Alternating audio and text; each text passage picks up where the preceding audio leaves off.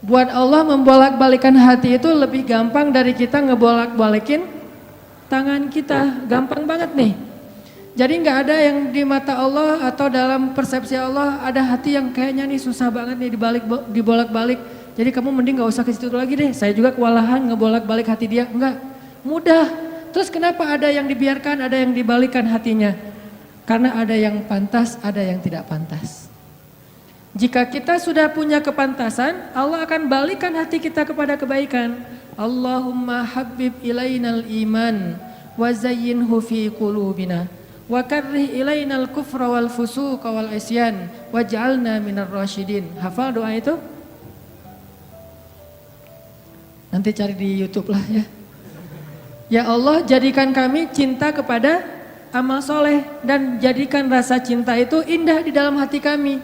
Jadikan kami benci kepada dosa dan jadikan kami termasuk orang-orang yang mendapat petunjuk. Allah bolak-balikan. Gitu juga dengan hati calon mertua. Gimana pun dia ngeblok, nggak boleh masuk lah, gerbangnya digembok segala macam. Cuma gerbang. Mau 1000 lapis gerbang, kalau hatinya dibalikin, hilang semuanya tuh. Gampang banget kan? Buktinya malam ini nih. Allah membolak-balikan hati kita yang tadinya punya macam-macam rencana pada malam minggu, akhirnya Allah balikan hatinya, udah ke Masjid Agung aja deh. Bukan karena saya, bukan karena pemuda hijrah, bukan karena teman-teman panitia, tapi karena Allah mengikat hati kita, mengarahkan hati kita untuk bisa datang ke masjid. Sehingga ribuan anak muda tiba-tiba memakmurkan dan meramaikan majelis ilmu. Kalau di ribuan orang aja bisa Allah bolak-balikan hatinya, apalagi cuma satu orang. Ya, ada berapa ribu sekarang? 15.000? Lebih nih Masjid Agung ini daya tampungnya berapa? 10.000 ya? Sampai keluar. Berarti sekitar 20.000. Ini benar-benar sesuai dengan yang dulu banget saya harapin 2 tahun yang lalu bisa ngalahin Tomorrowland. Minimal DWP lah ya. Bisa ngalahin DWP atau kalau bisa Tomorrowland. Saya pernah kemarin tuh acara taklim di Pekanbaru, Anur, yang datang sekitar 25.000 anak muda di depan masjid penuh. Malam yang sama ada acara juga di mall, tapi acaranya sepi, yang taklimnya ramai. Masya Allah, habis itu baru ke mall. Tetap aja sama-sama ramai. Intinya teman-teman mudah buat Allah, sama kayak Allah membolak-balikan hati Nabi Muhammad, mertuanya Ali bin Abi Thalib. Padahal udah yang datang itu kurang keren apa coba? Abu Bakar. Secara fisik terkenal Abu Bakar itu orangnya putih, nggak terlalu gemuk, jadi badannya tuh bagus. Terus orangnya dermawan, akhlaknya paling mulia dan nggak pernah syirik sejak zaman jahiliyah. Di antara sahabat Nabi yang gak pernah melakukan dosa syirik sejak zaman jahiliyah, Ali dan Abu Bakar. Malah Abu Bakar tuh waktu kecil pernah diajak sama ayahnya untuk nyembah patung. Begitu ayahnya selesai ibadah nyembah patung pergi, itu patung diludahin sama Abu Bakar. Dilemparin kotoran sama Abu Bakar. Apa sih lo patung doang masa disembahin? Kalau lo bisa balas gua, coba lo balas, dilemparin. Ternyata gak balas. Dari kecil juga Abu Bakar itu udah gak pernah syirik. Orang yang sangat terjaga, hanif. Dan julukannya juga sama dengan julukan Nabi Ibrahim, Siddiq. Wadhkur fil kitab Ibrahim innahu kana siddiqan nabiyya. Ibrahim Siddiq, Abu Bakar Siddiq, sama nih. Bahkan Nabi sering membandingkan Abu Bakar sama Ibrahim. Engkau wahai Abu Bakar seperti Ibrahim. Engkau wahai Umar seperti Musa. Ya iyalah Umar ya. Musa kan gak sengaja noel orang langsung meninggal kan ya. Ngelihat Bani Israel agak ramai gitu lagi mau gelut sama orang Kipti. Karena Musa kasihan kepada Bani Israel yang lemah, akhirnya dia cuma ditakol dikit lah si orang Kipti ini teh. Cuma apaan sih lo? Meninggal. Belum diginiin baru gini doang coba. Jadi kalau dulu ada ultimate fight kayaknya Musa tuh juara bertahan tuh. Nah kalau di zaman Nabi orang kayak Musa, Umar, jawara Quraisy. Kalau ada yang macam-macam sama Umar, lo berani sama gue. Nih lo lihat nih. Nggak ada yang berani sama Umar. Kalau lo pengen istri lo jadi janda, anak lo jadi yatim, lo tunggu gue di belakang gedung itu. Gedung, bukit. Nggak ada gedung dulu teh. Nggak ada yang berani nungguin Umar. Lancar aja tuh hijrahnya. Artinya Abu Bakar tuh sering dibandingkan kayak Ibrahim. Terus dengan Nabi akrab banget tuh Abu Bakar. Jadi kayak soulmate-an berdua tuh. Belum dapat risalah Islam juga, Nabi itu kalau jalan sama Abu Bakar jalan yuk kemana, ngopi kalau bahasa kita teh, ngopi sama Abu Bakar berdua. Dari zaman sebelum Islam juga Nabi itu dalam tanda petik udah sering ngopinya sama Abu Bakar. Coba enak nggak nolak teman ngopi kita? Agak susah kan, dia ngajak kemana, nggak enak kan nolaknya, ya udah gue datang gitu. Ali ngerasa, wah nih yang datang nih saingan berat nih. Pernah bersaing dengan orang kayak gini? Pernah, cuman sering kalah. Gak ada saingan juga masih ditolak ya, apalagi ada saingan. Nah itu mah saya banget, bukan teman-teman. Udah biasa ditolak, pada akhirnya diterima juga. Karena saya gak mau menyerah. Datang Abu Bakar, mau ngelamar Fatimah. Ali pas tahu berita itu, ya udahlah berarti pupus harapan. Hashtagnya berhenti aja. Udah gak bisa ngapa-ngapain. Tidak lama kemudian setelah Abu Bakar lama di rumah Nabi terus pulang, Ali merhatiin wajah Abu Bakar nih, wajah diterima atau wajah ditolak nih. Ternyata dapat kabar Abu Bakar ditolak sama Nabi. Yes, kata Ali. Abu Bakar ditolak sama Nabi. Cuman sisi lain, Ali makin gak pede. Kalau Abu Bakar aja ditolak, siapa saya? Bahkan lebih ditolak lagi. Jangan-jangan belum sampai di pintu juga, udah Ali pulang aja deh.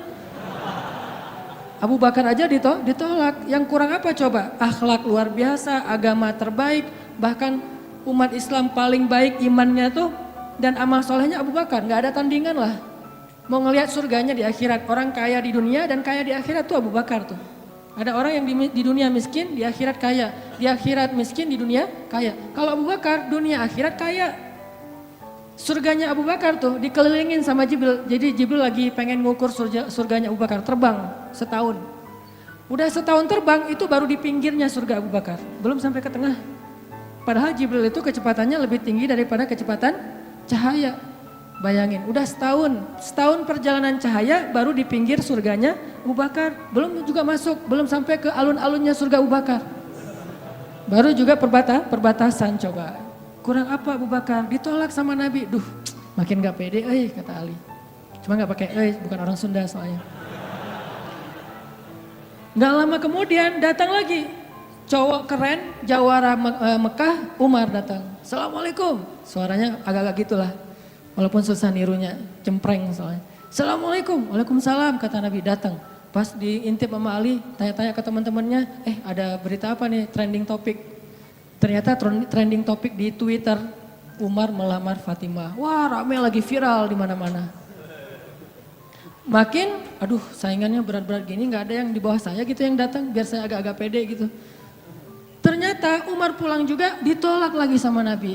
Ali yes, tapi tuh gimana ya kalau Umar aja ditolak, yang paling kuat bisa menjaga Fatimah banget kan. Kalau ada apa-apa Fatimah tenang aja, ada gua. Naik motor berdua sama Umar gitu kan, zaman kita mah ya sengaja nggak bawa jas hujan. Kalau udah hujan buka baju kasih ke ceweknya, nggak pakai baju memotoran. Cowok banget lah itu mah ya. Pulang-pulang sampai ke rumah minum antangin. Umar tuh jawarannya, Nabi kan pasti tenang banget ngasih anak ke orang kayak Umar. Keluar dia singa, di dalam dia kucing Anggora. Maksudnya apa? Dia tuh nggak pernah kasar sama istrinya, walaupun dia keras kepada musuhnya. Kalau dimarahin istrinya, diem aja. Udah selesai dimarahin, udah, ya udah pergi nyari teman. Mau curhat, habis dimarahin istri, pergi ke rumah Nabi. Pas di depan rumah Nabi kedengaran dari dalam, Nabi juga lagi dimarahin istrinya. Nabi juga diem aja. Ini teladan orang-orang soleh. Jadi yang keren tuh bukan yang gampang marahin istri, tapi yang gampang dimarahin istri. Setuju yang di atas? Cowok keren itu bukan yang gampang marahin istri, tapi yang gampang dimarahin istri. Ya mah, Di dalam rumah tuh, ya mah, di luar, apa lo? Tuh cowok keren tuh. Pas Nabi keluar, ada Umar. Ya Rasulullah, Umar gak mau ngebahas, gak mau komen lah. Daripada komentar di blog kan, diam aja deh gitu. Udah selesai jalan sama Umar. Umar nanya, ya Rasul saya tadi habis dimarahin istri. Mau ngajak Rasul ngopi, curhat. Nabi juga lagi dimarahin. Kata Nabi, bagaimanapun dialah yang mengurus rumah. Dia yang mengurus aku, keluargaku. Nabi nyebutin kebaikan-kebaikan istri. Gak mau nyebutin, dasar emang perempuan emang kayak gitu ya. Saya tuh Nabi loh, masa Nabi dimarahin? Kamu paham gak sih perasaan aku? Gitu. Enggak, Nabi gak ngomong kayak gitu. Nabi cuma membicarakan kebaikan istrinya. Umar yang datang ditolak. Akhirnya Ali udahlah, mau kayak gini mah kayaknya udah gak mungkin deh. Abu Bakar ditolak, Umar ditolak, berarti ada standar di atas mereka berdua. Yang kaya raya ditolak, yang paling eksis berpengaruh, jawara ditolak. Nah saya gak punya dua-duanya. Masih kecil soalnya, nanti kalau dia udah dewasa, Ali emang jawara juga tuh. Malah gladiatornya Nabi kan, ketika orang gak berani menantang seorang musuh, Ali yang berani. Saya Rasulullah, Ali itu. Akhirnya Ali diam-diam aja, udah gak mau ngebahas lagi tentang Fatimah. Udah aja tutup bab tentang Fatimah. Sekarang yang lain aja deh. Tapi teman-temannya ngegojlokin terus. Ali. Kalau bahasa kita jomblo gitu. Dibully terus. Ustadz posting bully. Teman ngomong gak bully. Pokoknya bully nasional aja. Karena dibully-bully terus. Akhirnya Ali memberanikan diri. Ya udah datang deh bertamu. Pokoknya malam ini diterima ditolak. Walaupun kemungkinan besar ditolak. Saya harus datang dulu nih sama Nabi. Beraniin diri. Gak usah majang mikir. Datang. Assalamualaikum, waalaikumsalam. Ali masuk. Nabi kan senang banget sama Ali ya. Kesayangan Nabi banget lah pokoknya Ali itu. Duduk, ada apa Ali? Enggak, cuma pengen silaturahim. Enggak ngomong apa-apa coba. Cuma pengen silaturahim. Nabi sehat, mau diambil air hangat. Oh pokoknya gitu-gitu aja. Ali ada apa? Enggak ada apa-apa ya Rasulullah. Cuma kangen aja pengen duduk sama Nabi. Kayak gitu aja terus. Lama-lama Nabi kan paham. Dan Allah yang kasih wahyu. Ali, kamu gimana sama Fatimah? Langsung Fatimah. Kebayang gak sih perasaan kita tuh sama orang yang kita kayak udah ngeklik banget, udah habis-habisan, pokoknya kalau gak dia saya mending gak usah nikah deh, gitu ya. Kalau gak dia mending saya jomblo aja seumur hidup. Kalau gak dia mending saya bunuh diri aja. Udah gitu bunuh dirinya gak mati lagi kesangkut di tiang listrik. Ali itu udah hatinya tuh udah kena banget sama Fatimah dan itu karena Allah yang mengikat hati mereka berdua. Pas Nabi bilang gitu, Ali langsung curhat. Ya Rasul, ya saya pengen, tapi saya nggak punya apa-apa. Kata Rasul, kamu punya apa? Saya di rumah tuh cuma punya 3 barang. 1 pedang, 1 onta, 1 baju besi. Nggak punya emas, nggak punya apapun. Kata Nabi, kalau pedang kamu butuh untuk berperang.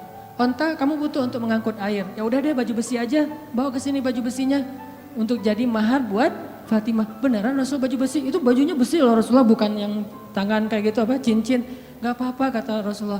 Keluar Ali, Allahu Akbar, Allahu Akbar. Orang-orang pada heboh. Langsung muncul lagi trending topik hashtag Ali diterima.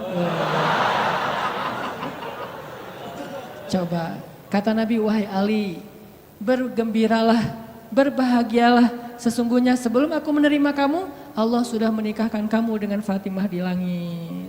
Ini orang yang dibela sama Allah. Apa rahasianya? Oke, cerita kedua.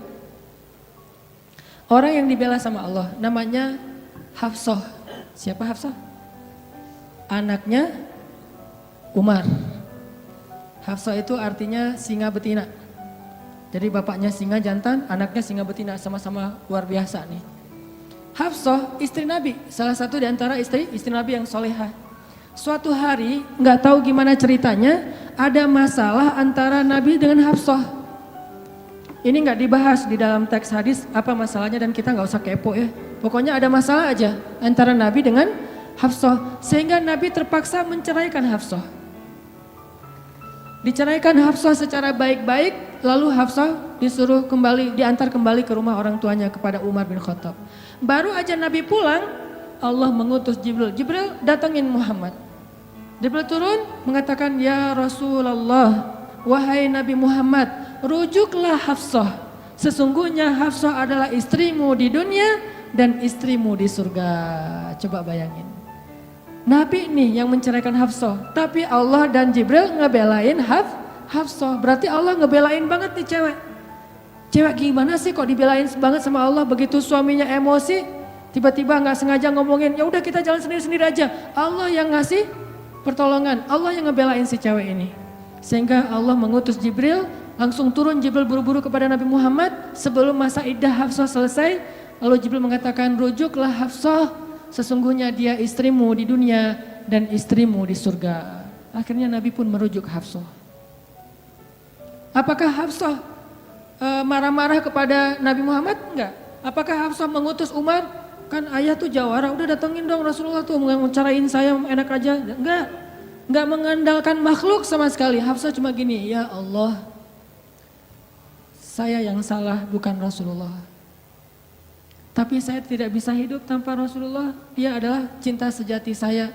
Allah langsung, ya benar Hafsah, udah gua turunin sih. Jibril turun. Jibril turun nih coba.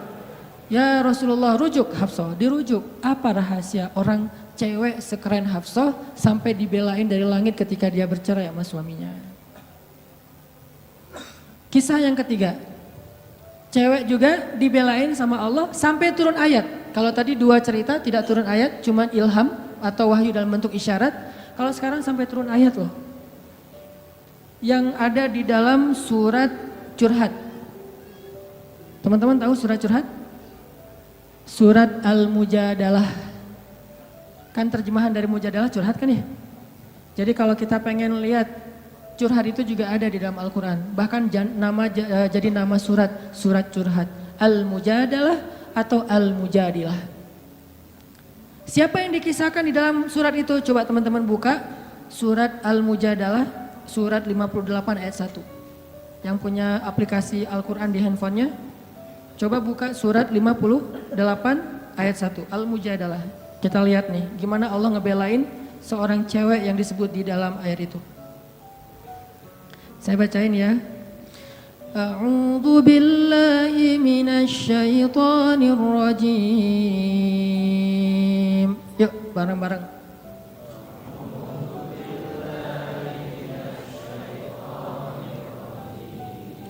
Bismillahirrahmanirrahim.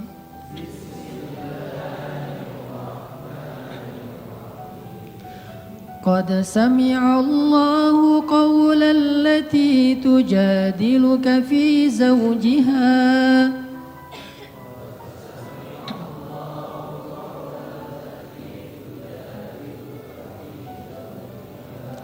وتشتكي إلى الله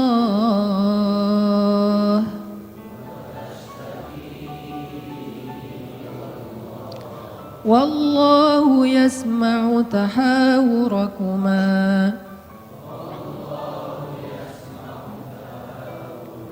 إن الله سميع بصير.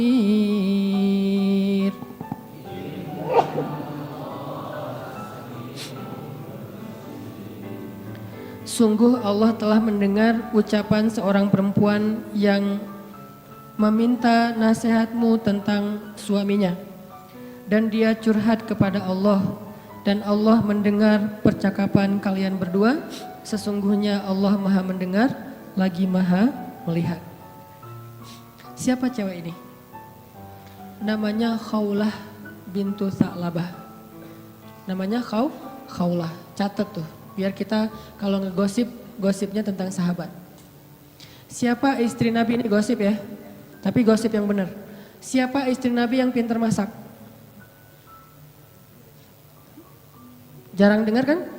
Istri Nabi yang pintar masak namanya Zainab. Ummu Salamah. Istri Nabi yang pintar masak namanya Ummu Salamah. Kalau di zaman kita mah jadi Ummu Salamah Cake, punya brand. Pokoknya kalau Ummu Salamah udah masak, Nabi itu senang banget. Masakan kesukaan Nabi itu dimasakin sama Ummu Salamah. Nah sekarang kita ngebahas cewek lain nih yang dibela sama Allah pas dia lagi ada masalah dengan suaminya, namanya Khawlah bintu Tha'labah.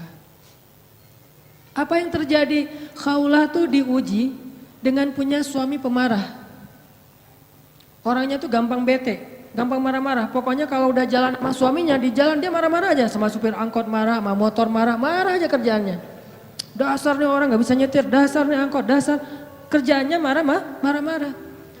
Dan kalau istrinya salah dikit, dimarahin sama suaminya.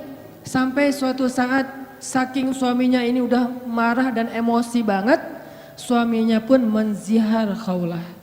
Apa menzihar? Menzihar itu menyebutkan istri seolah-olah jadi ibu sehingga dia menjadi haram buat suaminya, kayak ditalak 3 gitu. Kamu buat saya seperti ibu saya, berarti udah nggak bisa lagi jadi suami istri, udah jadi kayak ayah ibu dan anak. Itu tradisi Arab jahiliyah. Nah gara-gara dia dizihar sama suaminya, dia kan bingung. Terus kalau saya udah digituin, apakah saya masih boleh serumah sama suami saya? Masih boleh tidur bareng dengan suami saya? Kan bingung nih. Minta nasihat dan fatwa kepada kiainya. Waktu itu adalah Rasulullah SAW. Datang nih kaulah ke Nabi dalam wajah yang sedih. Baru dizihar, ditalak 3 sama suaminya, dia datang, ya Rasulullah. Apa hukum seorang suami yang mengatakan kepada istrinya, engkau bagiku seperti punggung ibuku. Artinya udah gak halal lagi. Nabi mengatakan kalau gitu engkau wahai kaulah sudah cerai dengan suamimu. Udah gak bisa lagi bareng. Bersabar wahai kaulah. Akhirnya Khawlah pun pulang dalam keadaan sedih, dia curhat kepada Allah, ya Allah, memang suami saya itu banyak salahnya, memang suami saya itu pemarah, tetapi dialah cinta pertama saya. Coba, ketulusan cinta cewek. Dialah cinta pertama saya dan dia gimana bisa hidup, siapa yang akan ngerawat dia kalau dia menceraikan saya? Selama ini yang ngerawat dia cuma saya. Ya Allah, bagaimana ini?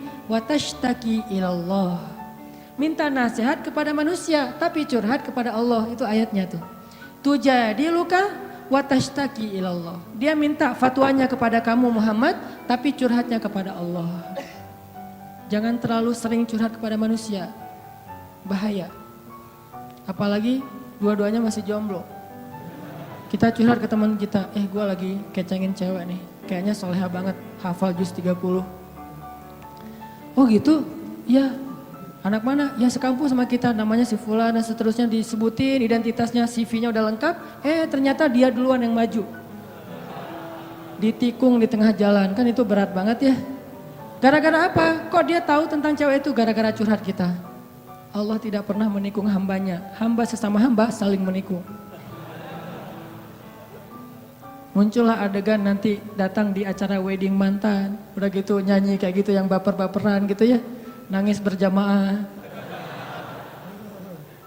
Ini karena sering curhat kepada manusia. Manusia juga kadang-kadang nyebelin. Kita curhatnya sedikit baru opening, dia udah balas curhat lebih banyak lagi. Gua habis diputusin, caranya nggak enak lagi tuh. Gimana nggak enak? Dia cuma ngomong gini, kita jadi adik kakak aja ya. Kan berat banget buat gua. Oh gitu, lu masih mending, gua lebih parah dari itu. Cerita dia tuh, akhirnya dia yang curhat sama kita. Itu ke manusia. Kalau ke Allah nggak gitu. Allah Maha Sami'un, Maha mendengar. Arti Sami'un itu nggak pernah lelah mendengar. Itu arti Sami, nggak pernah lelah mendengar. Kita curhat semalam suntuk juga, Allah tetap sayang sama kita. Udah ya, kelamaan curhat kamu, yang lain hamba-hambaku masih banyak tuh. Nggak ada kayak gitu. Makin kita lama curhat sama Allah, makin Allah sayang sama kita. Makin kita lama curhat kepada manusia, makin dia sebel sama kita. Bayangin kita telepon teman kita, baru juga 10 menit, maaf ya udah lowbat, maaf ya gue harus ngangkat jemuran, maaf ya dan seterusnya. Manusia, tapi Allah Sami'un, Maha mendengar. Arti Maha mendengar ini, Allah tuh gak pernah bosan ngedengerin curhat hambanya. Jadi bukan hanya dia ambil dari angle Allah Maha mendengar segala ucapan kita, bukan cuma itu angle-nya. Ambil angle-angle yang motivasi. Ternyata Allah itu gak pernah bosan, gak pernah capek ngedengerin curhat kita. Jadi kalau kita pengen curhat yang panjang, yang gak akan pernah dicuekin. Kadang-kadang kita curhat lewat telepon ke teman kita, di loudspeaker dia ngapain gitu ya. Kok gak ada suara dia, kok diam-diam aja. Kamu dengar kan? Dari jauh dia langsung lari, iya dengar, terus pergi lagi. Kita ngomong sendiri, teleponnya ditaruh di atas bantal, dia pergi. Itu manusia, Allah enggak. Wa idza sa'alaka ibadi anni fa inni qarib.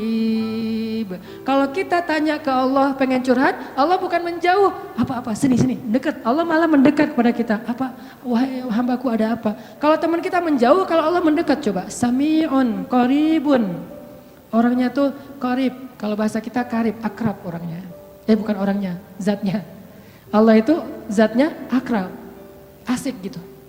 Nggak bakalan nyebelin. Allah gitu banget sih, saya udah capek-capek curhat semalaman ternyata nggak didengar. Nggak, sami'un.